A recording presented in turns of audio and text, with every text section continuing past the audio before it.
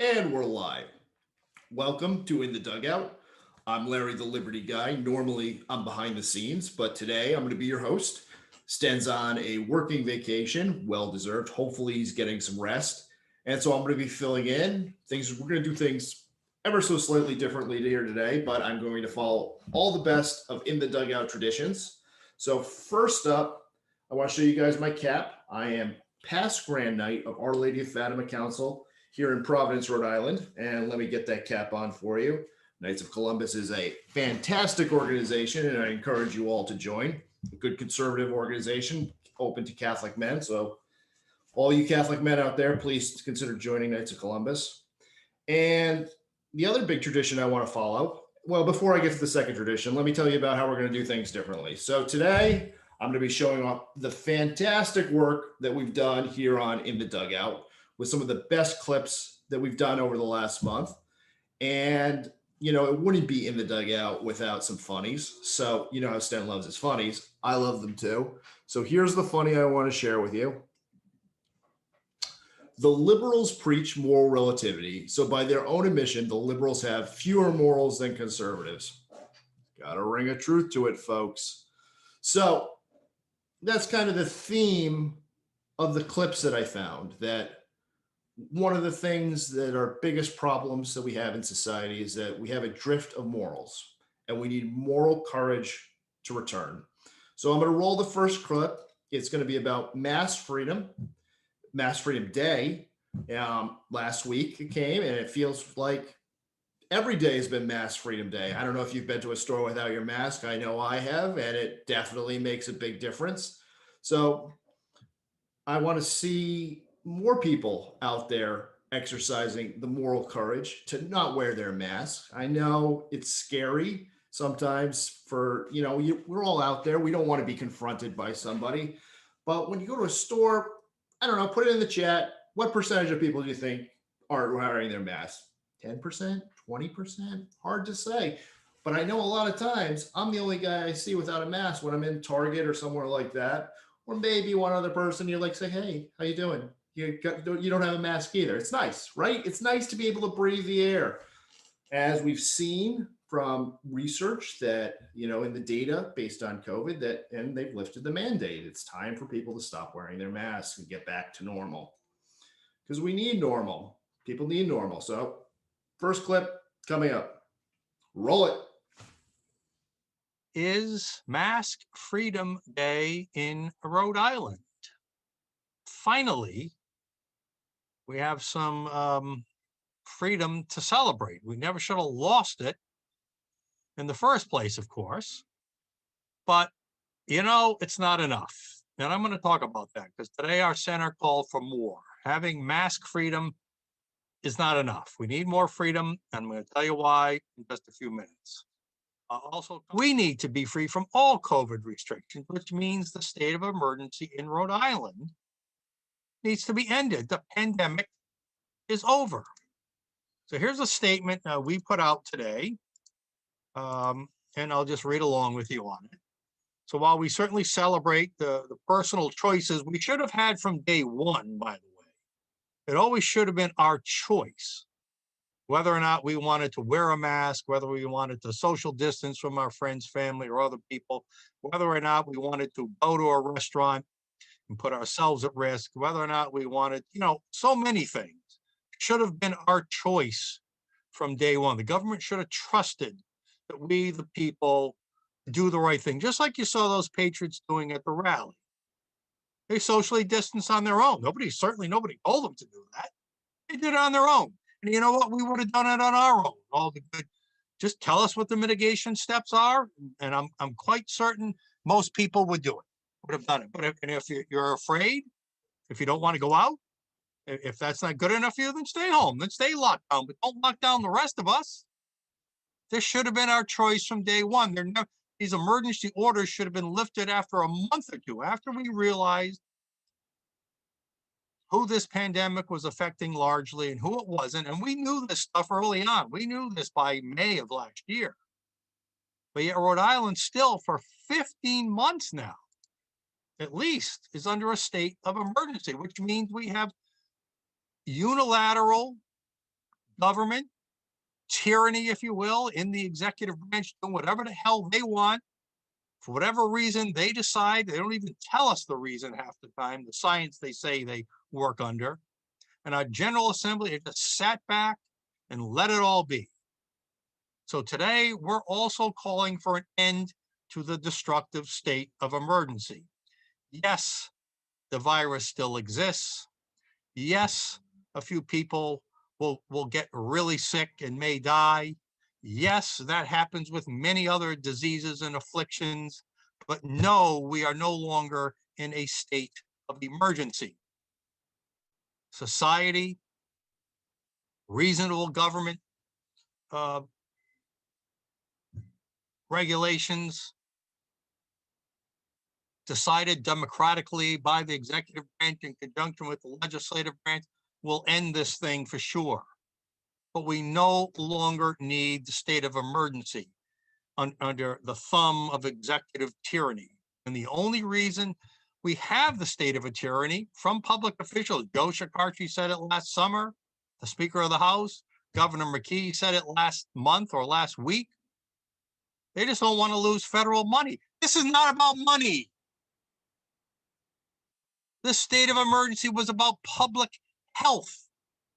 And once again, they're shifting the goalposts. Now they're trying to make the state of emergency about money. The state of emergency, as I write here in our statement, has destroyed our freedoms, cost lives its own way, and created unimaginable economic disaster. And as I say up here, the wreckage that has been wrought. Unnecessarily, we now know, and pretty much could have guessed that back then.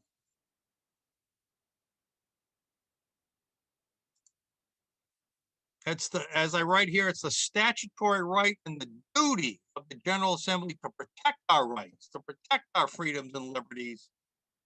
And if the governor won't end the state of emergency on his own, then the General Assembly damn well right now better step in and end it for him, because they have that statutory power. It's in Rhode Island law. Enough. They just keep trying to stoke the fear, the pandemic emergency. Okay, the emergency is over. Certainly is in Rhode Island.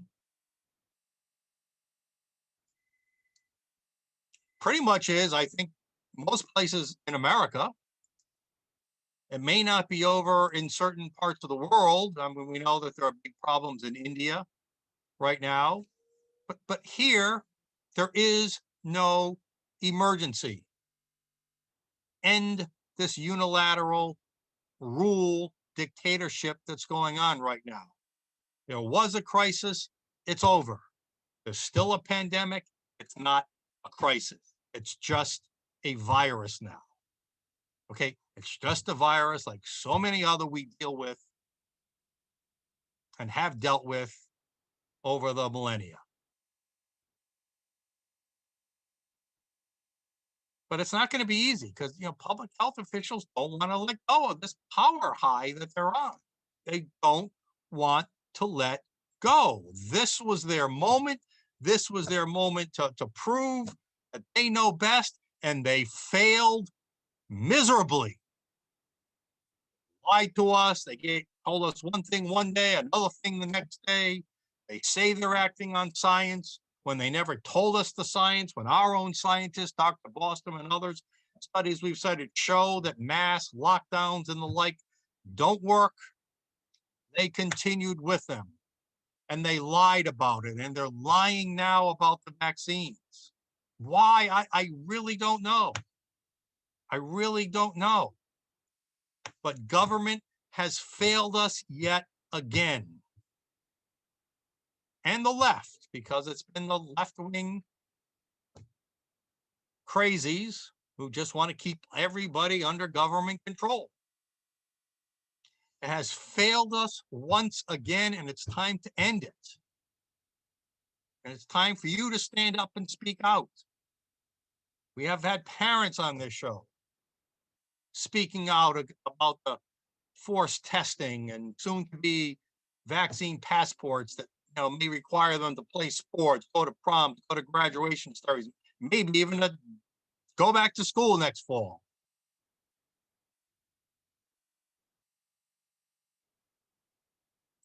And here's a tweet from Alex Berenson. This is the former New York Times, no conservative by any, but the former New York Times journalist who once the COVID started and he saw the lying, the non-scientific, the fake news that the New York Times and he left the New York Times, started looking at COVID, independent research on his own. He's been all over the cable news. And here's a tweet that captures it all. Remember, every day that goes by with no vaccine passports, no masks, and declining cases makes it harder for the medical authoritarians, and I would add government authoritarians, pretend there's an emergency. That's why they are so desperate for the White House to do something, anything, so that they can extend their reign of tyranny. The pandemic is over. End the state of emergency. Today, we're symbolically, some of you may, put right in the comments, some of you may have done it literally, burning your masks. Now, I guess private businesses can still, just like demand you have to wear shoes, or, sleeved shirt or something like that, pants. Just like they can require that. It's unclear, but I guess they can, at least for the time being, require, if you see the sign on the door, you got to wear a mask. Well, I guess they have the right to throw you out if they don't. The government doesn't have the right anymore. Schools don't have the right anymore. Those are government entities. I would think on schools, although I guess that jury is out too. And like we've said earlier, we should have had that power to take our masks out, to go outside where it's much safer. We should have had those rights from day one. The role of government, here's what it should have been. Give us the guidelines, your recommendations, give us the truthful medical data.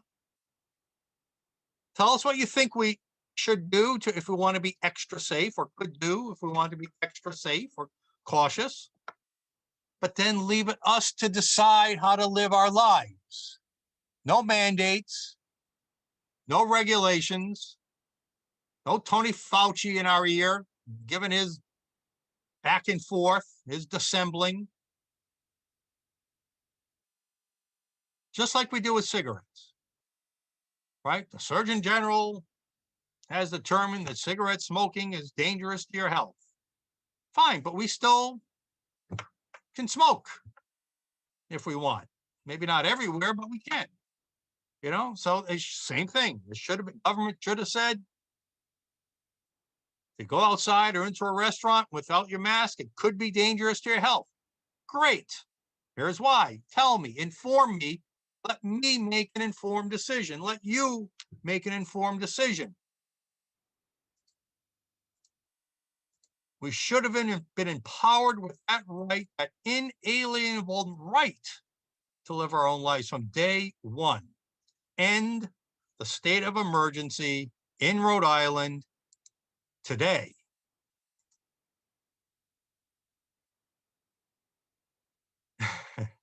So I don't know. I'm gonna start doing some more from these guys, because these guys are just hilarious. The Babylon Bee. I mean, these guys are. I didn't realize till the other day. Apparently, they're stated as a Christian group, but they are the masters of cynicism, satire. I'm not sure. I guess it's more satire. So now that the mask mandates are done, the CDC is not going to just rest with that. They're now going to say, look, you should wear a life jacket outside just in case it rains and floods. Right? It makes as much scientific sense. Now, this is obviously satire. It's not real, folks, okay? I'm not being serious. Get a big smile. This is great satire because it made its medical sense. Historically, masks have never worked and never been proven to work. There's all kinds of studies. Dr. Boston we did almost a whole show on that one day. So it made about as much medical sense to wear a mask to fight this pandemic as it would for you to wear a life jacket every day when you walked outside or went to a ball game or did anything else outside of your home. In the end, we're going to look back on this and we're going to understand this. We've been telling you this for how long? Probably a year now on this show. We've been saying this exact thing. We knew this day was coming. It just took us a year to get here. It should have happened a year ago. So, and again, you know, there's just so many. It's so delicious. It really is. It's just so delicious. Just this week, Texas, 0 COVID deaths reported. Cases going down, deaths going down, hospitals, just like every other state. But when they lifted their mandates, what was it, 6 weeks ago, maybe? Joe Biden, head of our government, said it was Neanderthal thinking.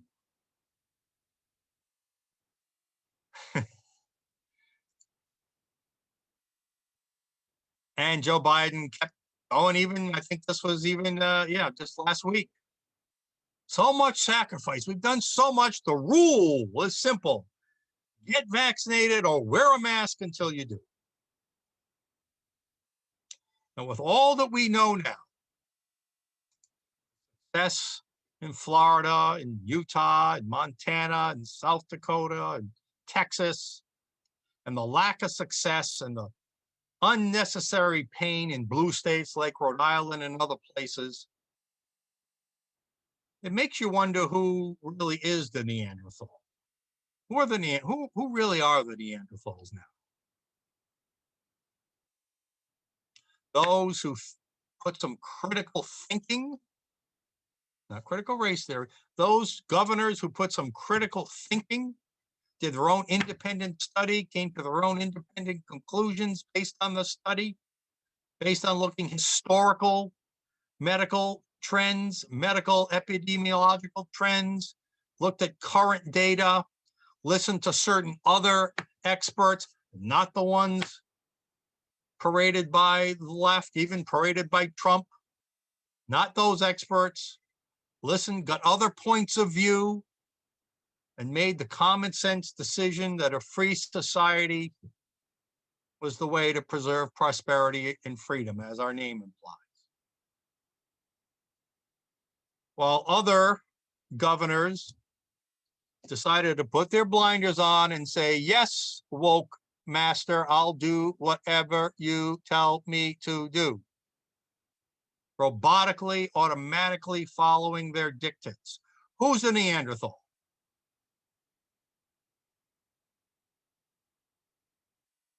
Neanderthals were not known for critical thinking. It's the red state governors that put in some critical thinking and made the right decisions. It's the blue state governors who did no critical thinking, who just followed the Pied Piper and, yes, right off the cliff. Now, I am also, I mean, you know, so this vaccine stuff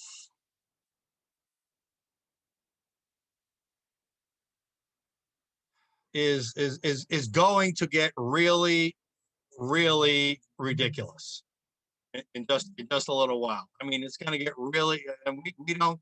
That's why we're saying, you know, it's great we're having freedom from masks. We're going to talk with a representative who's going to try to keep us free from vaccine passports in just a little while. But you want to know how crazy this vaccine stuff has gotten? I mean, and again, I'm a religious man, and there's nothing I've seen that really really bothers me more than what I'm about to show you right here. You know, the big up on the hill, the big Christ the Redeemer statue in Rio de Janeiro, Brazil. They have, what's the word? What's the word when you're sacrilegious? What's the word? Heretic? What's the word I'm thinking of? Anyway, they have defiled that great statue by broadcasting on there this vaccine message that indiscriminately vaccinating everybody is the way to go. Now, we've talked on this show often why it is not necessarily the way to go. Blasphemy, Sten. You're looking for blasphemy. Blasphemy. Thank you, Larry, the Liberty Guy. It is not the way to go. Not everybody's in the same boat. If you've had the vaccine, you were infected and you recovered from it, your immunity from that is stronger than the vaccine in many cases. You don't need the vaccine. Young people, especially, or this webinar we're having tonight. Again, email us at info@rifreedom.org if you're a parent and you'd like to join our private discussion with the top pediatrician and epidemiologist about whether or not you should vaccinate your kids. info@rifreedom.org. But the data shows that up to the age of 18, there's virtually no severe risk. You might catch the disease, you might become infected, but there's virtually zero risk to anything severe happening to our children with this vaccine. There is some risk, however, with the vaccine, rare, but some. We're going to talk about that tonight. So it's not true that just everybody indiscriminately, without any critical thought at all, even without parental consent, they're pushing, should get the vaccine. I mean, how long till we do get to this point? I mean, the craze is so much. So here's again, ABC saying, show us your papers. They want the Soviet style vaccine passports, COVID passes, digital COVID passes, whatever you call it. Show us your papers, show us your cell phone image. That's not America. That's not freedom. And we've just shown that all these tyrannical, heavy-handed forms of government don't work. The ultimate irony about all this, though, is how all of a sudden the choices we make are no longer acceptable. I mean, I thought the left was all about freedom of choice, especially with their bodies. Nope. So again, I love my funnies. This one, I think, is just outstanding. This one is just outstanding. I've decided that I'm a transvaccite. This means that I identify as having been vaccinated, even though I actually haven't been. Vaccination is a spectrum. It's my choice. And you are a bigot if you don't accept me for who I am. Now, we hear that in virtually every other situation that the left advocates for. Turn the tables. Now they're not for choice anymore. Well, now they're not for being against persecuting people who make their own choices. I mean, everything is so upside down. It's just, and it's so comical. I really don't know whether to laugh or cry when I watch the news, locally and nationally and internationally. I really don't know whether to laugh or cry. It's so absurd. It's tragic that it's happening, especially to our great country, but it's so absurd. Is there a term for that when you laugh, even when you laugh outwardly, even though inwardly you're crying? I don't know if there's a term for that. Somebody, with all the words we have, somebody ought to invent a word for that. Right, there's another reason we need to end the state of emergency in Rhode Island. And this just came out yesterday. And once again, I mean, when do the politicians get sick of this crap? Just look at this. The red dotted line is the United States. GDP growth. The green dashed line is no, the red dashed line is New England. The green dashed line is the United States. And then trailing far behind, always lower. I'm talking significantly lower is Rhode Island.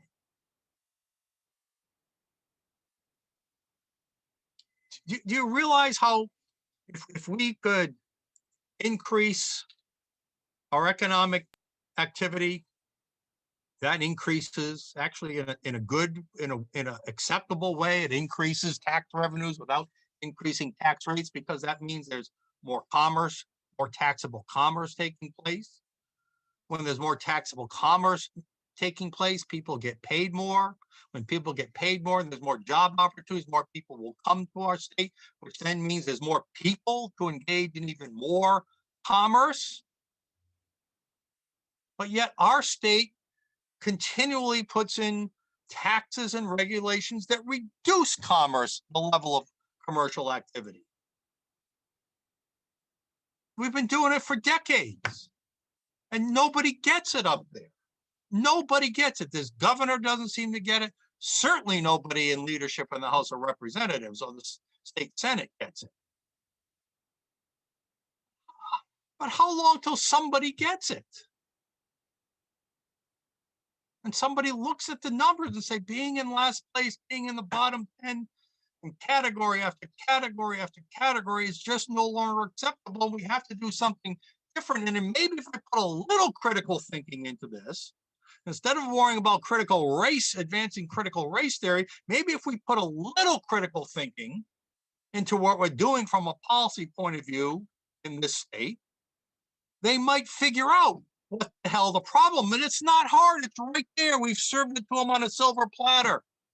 And yet they purposely keep their blinders on and say, just say it ain't so, Joe. Just say it ain't so, Joe. 8 men out. Joe Jackson, shoeless Joe Jackson. Right now, everybody in state government at the leadership level seems to be hung up on federal dollars. We need federal dollars in aid to our states. We need federal dollars in aid to unemployed, even if we're coercing them to be unemployed. And somehow they think that, and this is the mistake they constantly make, somehow they think that those federal dollars are going to revive our economy. Wrong. What's going to revive our economy is more employers, more business, more job producers being incentivized to come into the state, create products, create services, deliver them, build more jobs, attract more people, generate more commerce. That's what will save the economy in this state, not a handout from Uncle Sam. How great was that? Next up, we have a clip that was recorded at the beginning of the month featuring a very good friend of mine, Tyler Rowley. He's a young guy, former Brown football player, runs his own business, and is very serious about his Catholic faith. And he's encouraging fathers and men, again, back to the theme, about having moral courage to take their children, their families to church. This is a great interview. I was super proud of it. So I want to share it with you guys and have a second chance to watch it. So roll it. All right. Speaking of messengers and messages, let's bring on Tyler Rowley. Tyler is a longtime warrior for in social conservative circles, big pro-life advocate, very plugged in, very religious man. Written some great stuff, met him only on a few occasions. Tyler, welcome to In the Dugout. Thank you for having me on, Mike. Appreciate it. I see you got a cap in the dugout. What cap do you have on for us today? Well, it's Under Armour, so I turned it around. It's not really a cool one. but Larry told me we're getting in the spirit. I already had my workout clothes on, so he said throw a baseball hat on. I said, you got it. All right. Now you're driving right now? I'm pulled over. When you have 4 kids, this is where you go to hide. You have interviews. Okay. All right. So let me share my screen again. And And on the Ocean State Current, we reproduced an article of yours. You go to oceanstatecurrent.com and scroll down, you see some of our in the dugout. But then you wrote an article. Now, tell us where this originally appeared, first of all, but it's called Fathers Take Your Family to Mass. Where did this first appear, Tyler? So this first appeared on Catholic Exchange. So I wrote a book for Ignatius Press where I wrote it and I edited it. It's 23 essays about how people's fathers raised them to be Catholic. And one common question I got after writing that book was, okay, so what are the practical takeaways? How did these fathers raise their children to be serious, committed Catholics? So what I've started to do is basically a to-do list of of these practical things that these fathers did in my book. And I'm putting them, I made a list and I'm putting each one into an article. So the first one, which was probably all right, go ahead. I don't want to cut you off because I think you're going to say what I was about to say. Go ahead. Yeah. So the first one in the list, the article I wrote is all about taking back Sunday, regaining the culture one step at a time. And sort of the theme around these articles is that, there's so many big things that are facing this country. And from a Catholic perspective, I think even bigger when you're talking about problems facing America and the Catholic Church. There's scandal, there's, we lost the election, there's all sorts of stuff happening. The country's changing, the church is sowing confusion. And we have this tendency as men to want to always go after the big problems and solve these huge, monster problems. And the point of the article is make a list and start regaining the culture one father at a time, one step at a time. And number one on the list is take your family to mass. So before we go there, I want, in the article, I just want to explain to viewers what really caught me, because I thought it was such great advice, Tyler. You're right. There's so much, we can look at the world, we can look at our state, we can look at the state of our church, and I'm a Catholic as well. And you feel so overwhelmed and it's like too much, like what can little me do? But you're saying that if you make your list and think about the things you can impact, like your family and like your circle,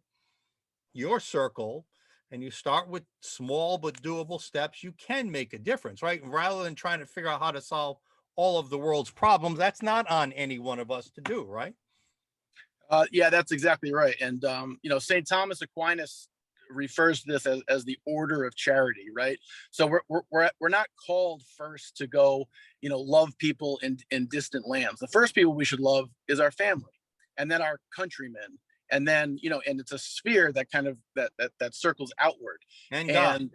And St. Paul talks about this in Scripture, that if you're not taking care of your family, you're a heathen. So a lot of people have this tendency to neglect the people closest to them, to neglect their the most common responsibilities that they have. And a lot of times we do it out of a purposeful distraction. So I open up the article with sort of a funny innuendo about the sitcom The Office, which I'm a big fan of. Yeah. And Michael Scott, he's going to start his own paper company. And then all of a sudden it dawns on him how daunting this task is going to be. So he turns to Pam and he says, we need to find 100 clients today. And he's really he's putting off the inevitable that he has to get down to work. No, he's not going to find 100 clients today. You're not going to get Biden out of office tomorrow. You're not going to solve, the church's confusion tomorrow. But are you doing all the little things that you can do? And then if you are, then go a step further. And those little things are the foundational things, as it turns out, aren't they? They are, and that's why Christ talks about having a firm foundation. Often, if you don't have a firm foundation, everything you do is going to fall apart after that. Exactly, and it starts with your family. So it's right, about. So let's talk about Sunday Mass. Why is that so important?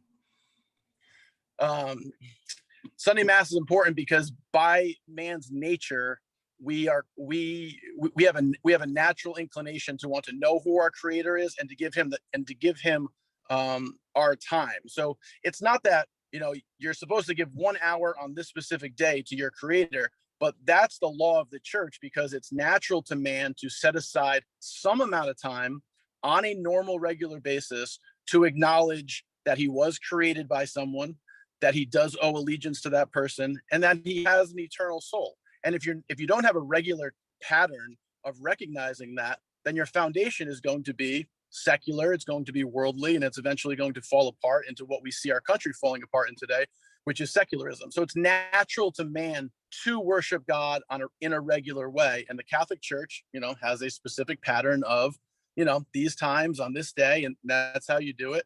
And what's important is that, Sunday Mass it's a perfect form of worship. But then I talk about after Mass, Sunday is not over. Yeah, it's bigger than just worship, right? It's about you and your family enjoying some time together, right? Right. So Tony Esolen in my book, he talks about how after Mass Sunday wasn't over, and he talks about how his big Italian family went over to the grandparents every single week, and the kids sat 2 by 2 up the stairs, and they ate spaghetti and meatballs every single Sunday. These traditions are what keep us together. These traditions are what keep the families together. So I talk about going to Mass, sharing a meal, and having fun. Like a child should make the connection between being a Christian and being joyful. That those two things shouldn't be separated.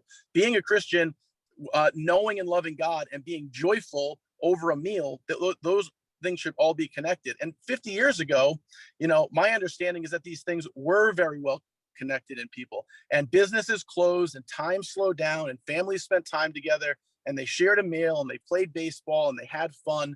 And the church, Christianity, religion made sense to kids, and it was something that gave them a positive connotation. Today it's a negative connotation because it's just one other thing that we jam into our week. Well, yeah, and the culture, the government is trying to become the religion, Right. rather than God becoming the religion. They want people to worship government now and government programs rather than God and all his grace. Isn't that correct?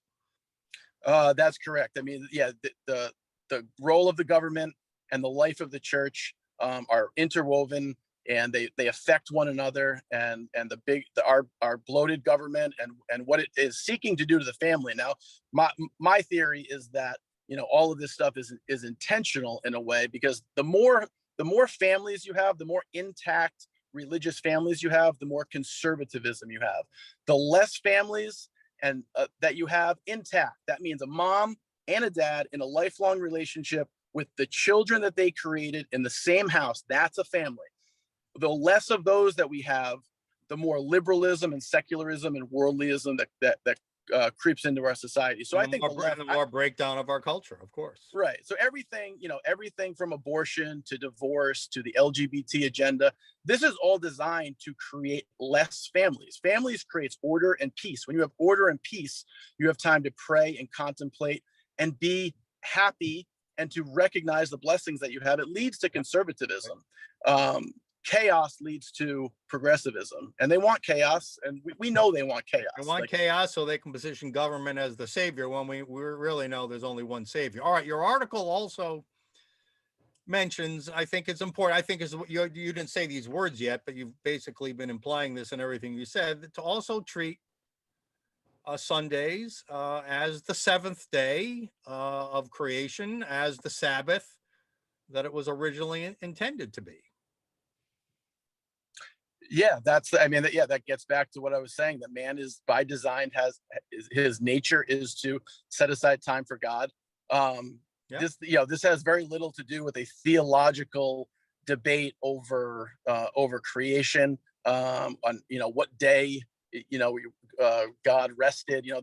Those are biblical themes in order to get across a much larger point, which is that there is a God.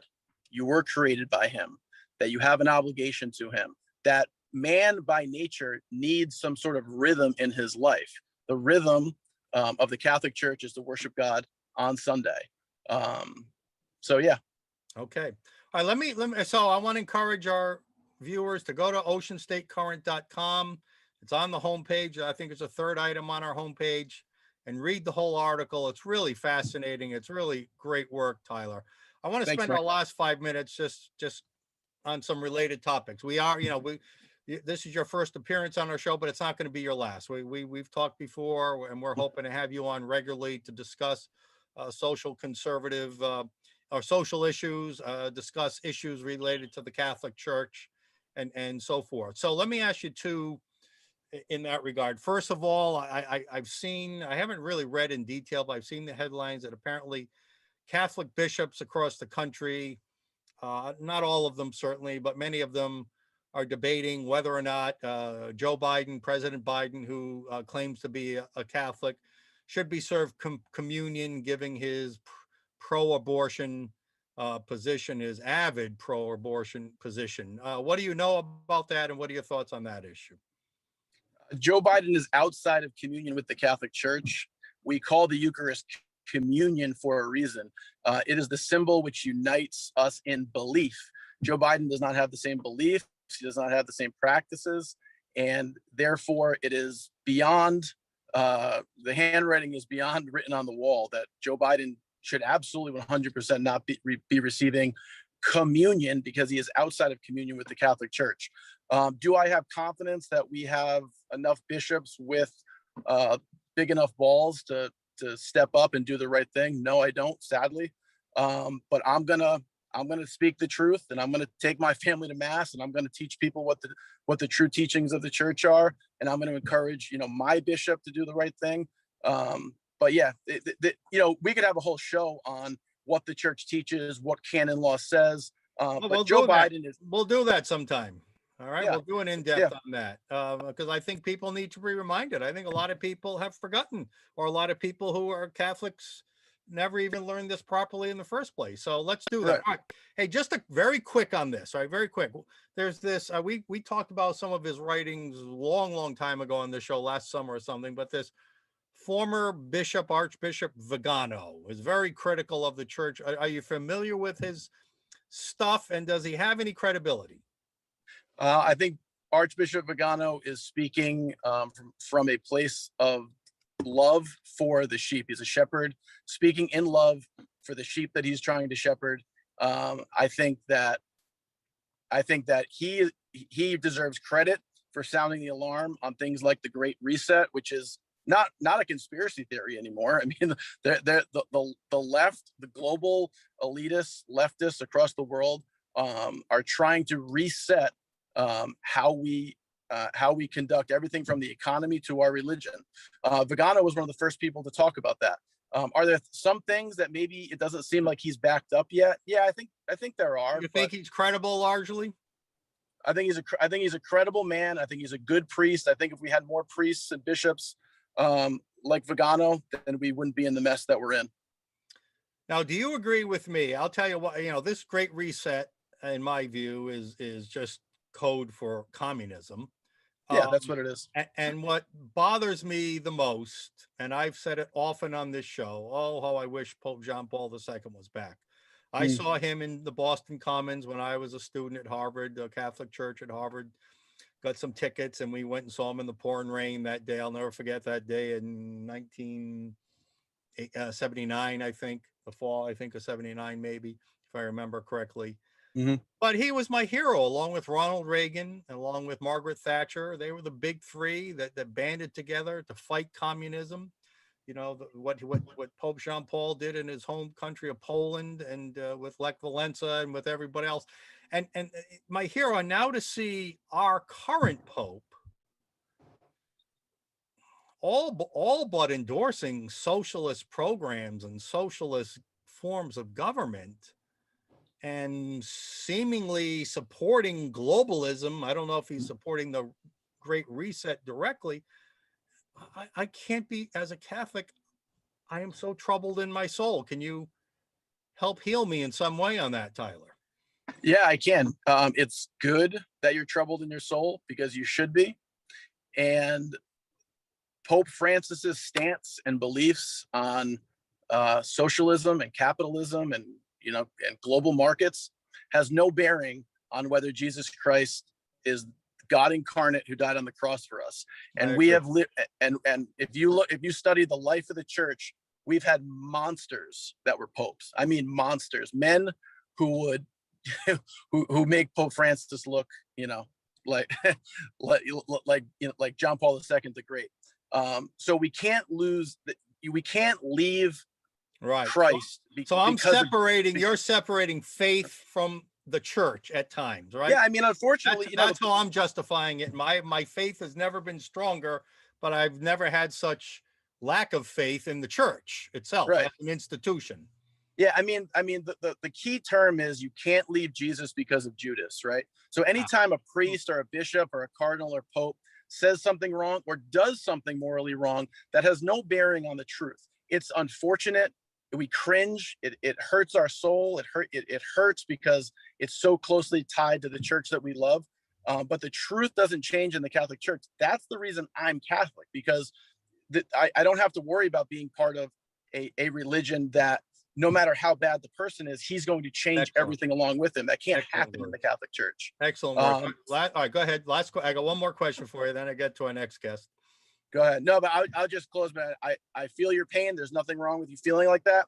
And if you and Pope Francis were having a debate about the economy, you'd probably know you'd probably know more than him. And there's nothing wrong. We live in a world where everybody has a microphone, and unfortunately, the Pope speaks with a microphone on topics that aren't related to the faith and morals, but are sort of outlier issues. And I think he gets a lot of stuff wrong in that regard too. All right. Last question. This is from one of our viewers who wrote on YouTube. This is Roland. And I'll read you the question in a second directly. And I want to say I've expressed some concern over this back many months ago when the shutdowns and lockdowns started in this state with the pandemic. I haven't been overly critical on it, but it's still is another one of those things. So the question is, I wonder what Tyler thinks about Bishop Tobin caving to government and closing the churches at the beginning of COVID. And then I'll add, really without any fight, especially when there was clear religious discrimination in Governor Raimondo's initial capacity orders. So your thoughts on Bishop Tobin when it comes to that? I love my bishop. I think he's a great bishop. I think it's hard to be a leader. I think when you're put in the spot, it's tough to make these decisions, at the time when you have a lot of pressure. If I'm going to be honest, I was disappointed that he did it. I think, I'm on one far side, whatever you want to call it, of this whole COVID thing. I think it's nutty. I don't wear a mask. I don't social distance. I live my life. I take my family out. I'll never put a mask on my children. I've never missed mass since this thing started. I think the reaction has been insane. I think we're going to see the ramifications for what we did to our country with COVID for a long time to come. I wish that Bishop Tobin would have stood up to the pressure, and I know that's hard. I wish he never would have closed any church, never would have taken away the obligation. We basically told all the Catholics in this state that that this is not a necessity, that this is not a requirement, and that's gonna have ramifications for people's spiritual understanding of what Catholicism is, what the mass is. Yeah, what great words, Tyler, again. And I think there is a way to, in the words, give to Caesar what is Caesar's, give to God what is God's. I think there's a way you can follow the law, follow the executive orders, but still voice your conscientious objections as a leader. And silence, to me, was not leadership. So we'll just end it at that. Tyler Rowley, what a great discussion. We're going to have you back regularly to talk about related issues, talk about articles and other products you put out, but we are going to have you regularly back on the show. Thank you so much for spending time with us today. God bless, Mike. Thank you so much. God bless, Tyler Rowley. Next up, we have an interview I want to share with you guys with Chris Carlozzi of NFIB, and him and Sten are talking about some of the actions being taken by the General Assembly and Governor McKee. Now, as you know, Governor McKee is supposed to be a moderate, but it seems like, to me, when I look at the policies that he's passing, that there's a lack of moral courage. So, when we look at the moral courage in society, what does it lead to? a gas tax that harms poor people, and a $15 minimum wage that's going to put people out of jobs. So here's the clip, and let's roll it. All right, so let's bring in our guest, Chris Carlosi. Chris is the director of the National Federation of Independent Businesses, and his responsibility of the states of Rhode Island and Massachusetts. Chris has been a close ally in our fight to preserve free market capitalism in Rhode Island, even though we don't get many victories in that regard, and we're certainly losing a few right now. But Chris, welcome back in the dugout. I'm glad to be here today, and I appreciate the invitation. And Mike, I don't have a hat. I'm in my office between meetings. I apologize. Is that the second time you've been here without a hat? You haven't last time. That's the second time, and I noticed it the minute I sat down, thinking, "Oh, Mike's gonna yell at me." I got to contact the general manager. Get a pink slip in your locker. Okay, that's all. Let's do it. All right, Chris. Bad day. I was saying in my opening, bad day in Rhode Island. Minimum wage, $15 minimum wage passed. TCI bill apparently steamrolling through the Senate hearing yesterday. Let's start with the minimum wage. Your thoughts on the direction the Rhode Island small business climate is heading? You can't hurt small businesses at a worse time than right now. Small businesses were hurt the hardest during the pandemic, and now we're looking at a labor cost increase for them. And I don't think lawmakers fully understand what that means. When you're trying to recover jobs, when you're trying to grow jobs after having your doors closed or your operations restricted for well over a year in some cases, now you're going to be asking people to hire back workers, bring them back into the workplace, and you're making it more expensive to do that. It's a major problem. Some of the industries hurt hardest by the pandemic: retail, restaurants, hospitality, travel and tourism. Well, those are the types of jobs that have minimum wage jobs. So you're going to see that increase in labor costs for small businesses. And what that's going to mean, it's just going to mean that job isn't created. It's going to mean that small business that didn't have revenue coming in for the longest time, well, they're not going to be hiring that person back. And it's going to hurt the person at the bottom of the wage scale. It's going to hurt that person who has the least amount of experience and who's just entering the workforce. And So that's it's the gonna great irony of this bill, is that many of the people it's intended to help are going to be the ones who are either going to lose their job or lose some of their hours. Let me ask you this on that. Well, it's not pure conservative play. We believe it's worth the compromise. We support increases in the earned income tax credit as an alternative to the minimum tax, not on its own, but which pay, where tax dollars are used to pay working people a little extra, and not putting the burden on employers. Now, you and I as conservatives don't like any form of tax, but some taxes are necessary. Do you think that the EITC, as an alternative, not in addition to, but as an alternative to a wage increase mandate, would be the better path to go? No, it's an interesting statement that you make, because if the goal of raising the minimum wage is to help the people who need more money in their pockets, well, that's a better route to go. If it's an earned income tax credit, if that's the solution, if it's trying to get to people who are potentially not receiving enough money and helping people who might be on the lower end of the income scale, well, that would be a more direct way to do it. Because how many minimum wage increases has Rhode Island had over the last, I think since 2016, it's gone up almost every year since. And have they brought people out of this poverty that they're talking about? No, because why? You raise wages, you raise labor costs, well, the price of products go up, the price of services go up, the price of everything around those wages goes up. Right, it does. It's going to lead to inflation for sure. So your dollar doesn't go as far. And that Absolutely. worker that may have gotten the raise, well, guess what? Their money doesn't go as far. And you know what also happens? Workers need a way to, the employers need a way to offset paying workers more. So what do? They scale back the hours people work. So you might be making more per hour, but you're not going to have as many hours at the end of the day, and you end up with less money. All right, let's talk politics a bit here. This is going to apply both to the minimum wage, the Act on Climate bill that was passed, last month that we disagree with, and the TCI gas tax, which is probably going to move forward in the next month.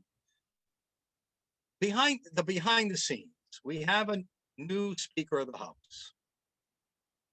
I was critical of former Speaker Mattiello because he claimed he was the firewall against the progressive left agenda, but yet he still let many pieces through. But yet he did block many of the larger, more more destructive pieces. So I was grateful on the one hand that he blocked, but he was not the firewall he said he was. This speaker, what a difference. Right now, all this far left legislation is just, they've opened the floodgates and they're just letting it come through. And I know you have to remain, you have to keep your political positions there. You're a lobbyist. You're in a little different boat than we are. But do you notice a change in the House with the change in the speakers? I think that's a fair question. And I think that's a question that can be answered even in a non-political way. I think you're seeing people with a more progressive mindset be elected in Rhode Island. You are seeing the demographics change within the House, the Senate. You've seen these types of policies in the past, but now it's becoming a little more prevalent in the House. We're talking about a recovery. We're talking about businesses who have been probably through the worst year of their life, yet we're talking about tax increases. We're talking about labor cost increases. We're talking about the TCI gas tax at a time when people are struggling, at a time when businesses need to rebuild and move forward. So that is a major problem. There's a tone deaf attitude from a lot of legislators when you're trying to say, well, the costs rise for businesses, that is going to impact workers. So you're doing a disservice to both Rhode Island residents as well as the businesses that try to operate there. Well, I'll speak on a lot. There were a lot of Rhode Islanders who were very disappointed and actually upset when a Republican who ended up voting and is still voting on a lot of left-wing causes, Barbara Ann Fenton Fung, defeated the speaker because as people feared, it paved the way for a more progressive speaker who was going to let more anti-business, anti-taxpayer, anti-freedom legislation through. And it appears as if they've been proven right. All right, let's move on to TCI. Senate hearing yesterday, House hearing yet to happen. I know you and I both heard of it late and got written testimony, and I was only able to listen to a few minutes of the testimony of the hearing. How much of the hearing did you listen to, and what was your take on where this bill is headed? I listened to all of it, and I am very glad you were sitting down, Mike, because what I heard the most, and this is probably going to shock you and all your viewers, is this is about revenue. I heard the word revenue and money and funds of money more than anything in that entire hearing that went from about 3 p.m. till maybe about 6:15, 6:20 last night. And all the talk was about the money that's coming in and how Rhode Island can spend it. This will bring in revenue for Rhode Island. It's a cash grab, plain and simple.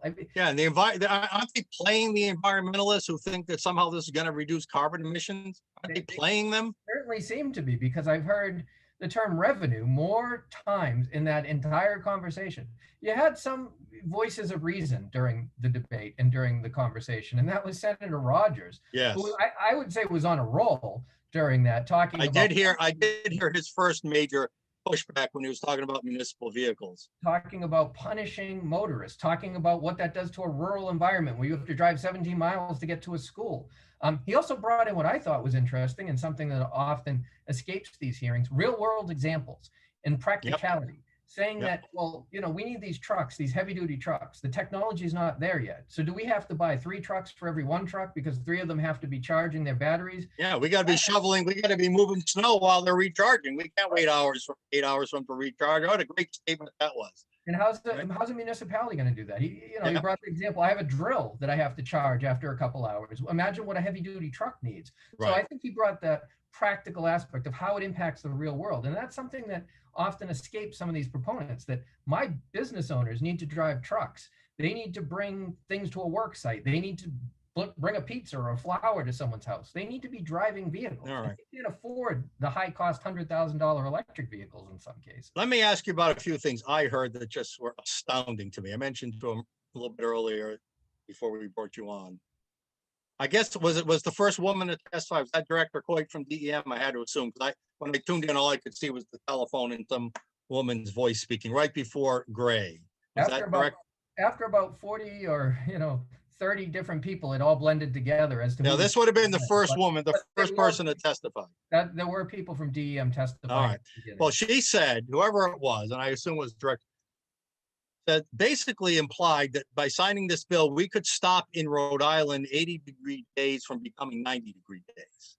I wonder how these folks who say they know so much about science understand how air works, because I heard a couple comments like that, that it was going to curb all sorts of pollution, and that was the other point of contention during this whole thing.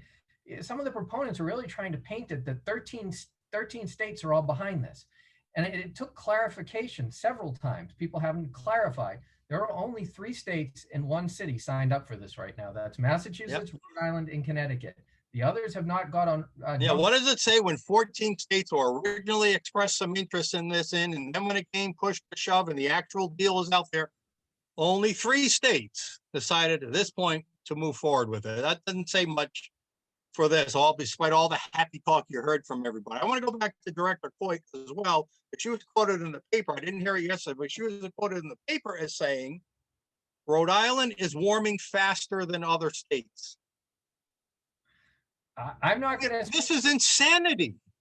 I'm not going to speak to the science of that. I'm not a climatologist, so I'm not. But I can tell you this. I heard what I can tell you is rising is costs for the businesses in Rhode Island. I don't know about the people who view this program, but I'm pretty sure you don't look at your utility bills and say, "Oh, I'm content with this. This is not too high." Because I heard people saying that the Regional Greenhouse Gas Initiative, what this is based on, TCI, a similar scheme, is lowering costs for Rhode Islanders. That the energy prices are affordable, and it's not. And it's just that mentality. And there was a utility company that testified saying this is a good thing. And I'm thinking, well, if they're thinking it's a good thing, and you're an average Rhode Islander opening your bill and looking at your energy prices, it's not a good thing at that point. You have to be suspect. Yeah, if you're going to make a 5% margin, the higher the price, the more you make. That's simple. So of course they're going to like it. We've been focusing a lot on cost, and as our research we've put out shows, the average family is going to pay about an extra, within about 4 or 5 years, will pay an extra $1,200 a year per family for the increased cost of gas and the increased cost of all the goods that get delivered by gas delivered trucks. That's going, we're going to have this inflationary effect on all goods. But the one thing we haven't spent a lot of time on is the supply side. This is how evil this legislation is. These people at the Transportation and Climate Initiative, and they said it, Gray, who's the Rhode Island representative to TCI, said it. We are going to reduce gasoline consumption in the state. In fact, he said at a webinar he did, or a seminar he did a couple of years ago, that we want gasoline to go away. So keep that in the back of your mind. And we have the tape of that. But he also said yesterday that we are going to reduce through making less supply of these. You have to buy these tokens in order to be able to distribute gasoline. We're going to make fewer and fewer tokens available. And we're going to reduce the supply of gasoline in Rhode Island by 30% within 5 years. Do any of us think that Rhode Island families and businesses can become less reliant on vehicles in 5 years that much? It's insane. Even just, not even talking, my members clearly drive vehicles. I mean, they drive vehicles to the work site or to the job or wherever they're going, but their workers do. Their workers have to be present. Their workers have to be that waiter or waitress at the restaurant. They're, at a cash register. They're at the business. So you're punishing workers, you're punishing families, you're punishing businesses. But here's a little interesting thing that came up in the hearing as well yesterday. One of the industry experts from the energy marketing side was talking about Rhode Island already has fairly high excise taxes on fuel, correct? Yep. So you're going to be reducing fuel consumption. You're going to be reducing fuel costs. Well, you're going to be reducing the high taxes that Rhode Island takes in. And they calculated about $64 million would be lost revenue in Rhode Island. So, what are we bringing in from the TCI? $20 million roughly, they estimated. So you could be losing 64. All right, so that brings up an interesting question, not related to anything going on here. But we debated this, and I'm not really sure. Would you be in favor of eliminating the gas tax in exchange for some equivalent level of mileage tax? Because you're right, as people drive less, use gasoline less, then the gas tax sort of becomes obsolete. Yes, we have to raise money for bridges and roads, infrastructure somehow. How have you guys taken a position on that, or how do you feel on that? We've surveyed our members over the years, and they tend to be very much against vehicle mileage taxes. I know it's come up in a couple states, pilot programs, testing it out. our membership doesn't seem to like it. Some of them do a lot of driving, and But was it specifically put to them in lieu of a gas tax? it wasn't put to them in Certainly lieu not of. in addition to. It's more the concept itself. So I mean, Okay. it's an interesting comment, but thinking about everything that comes in from another state driving in, and all the trucks that go out there that need to bring those products into stores, you could be talking even higher costs, especially when we start mixing in things like TCI and what some of the other states require. All right, I know you've got to run. Last question. Can you do one more question for me? I can absolutely. So in my opening remarks, I was starting to get into some criticism of the governor, who was doing nothing to improve Rhode Island's last place business climate. He was asked about that today at the COVID press conference, sort of as a follow-up to the minimum wage. Like, what are you doing for the small business communities or anti-business things? What are you planning to do? And all he could talk about were state and federal grants. So in your view, does that improve small business climate? Is that what small businesses want? And if not, what suggestions do you have? I'll tell you, there was a nice big federal grant, you may have heard of it, called the PPP program. And I will also add that Governor McKee has provisions in his budget to tax those for certain businesses over $150,000. So we're gonna give you some money and tax your ass off for it. So Yeah, even those grants that are these life-saving things, I like to say it's a life raft that's having holes poked in it by the state of Rhode Island. The grants only go so far, and then at the end you're saying, well, there's going to be taxes on them. Surprise, used all the money for the right reasons. So I'd like to see happen. I would like to see those loans not taxed. We need to see no more of these labor mandates being piled on businesses while they're trying to pay equity mandates are next up. We don't want to be talking about additional tax brackets right now. I mean, that's another income taxes are on the table. We're talking about sugary beverage taxes. I mean, do we want the state to recover? Do we want jobs? Do we want to have Rhode Island sitting at the bottom of every business friendly list, or do we want it elevated? Do we want workers back in jobs, making money and lucrative? I don't know. That's the question that needs to be asked. All right. Well, there's a lot of questions raised with the actions of this General Assembly, the Speaker of the House, this governor. And Chris Carlosi, thank you for joining us on In the Dugout. We'll talk to you again soon. Thank you, Chris. Thanks for having me, Mike. Appreciate it.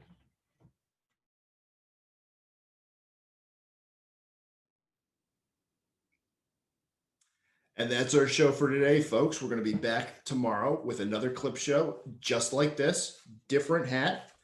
One of the things I'm proud about of this show is the moral courage that we're never afraid to show. On In the Dugout, the work we do at the center, we're always willing to take the arrows for freedom. And so hats off to Mike Stenhouse, my boss. We want him back soon, and looking forward to seeing you guys tomorrow here on In the Dugout. Thank you and good day.